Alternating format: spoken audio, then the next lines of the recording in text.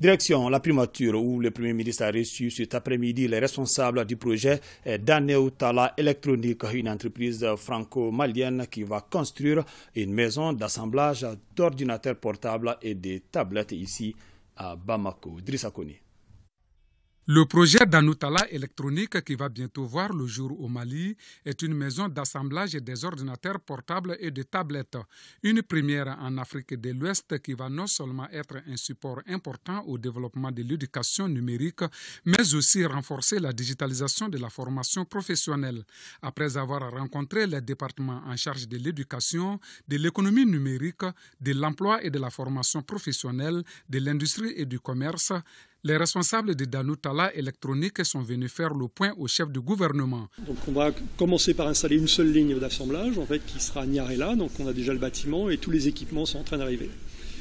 On espère pouvoir démarrer dès fin août, début septembre, la production des différents produits. Donc là on a à peu près 1000 personnes qui sont concernées, donc 1000 emplois qui sont concernés. Donc on a une capacité qui pourrait aller jusqu'à 600 000 tablettes et PC par an. Chaque Malien qui trouve du travail est une lueur d'espoir pour les autorités de la transition, dira le Premier ministre.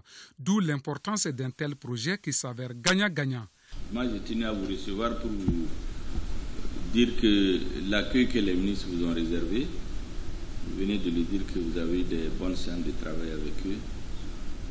C'est le résultat des choix qu'on a fait aujourd'hui.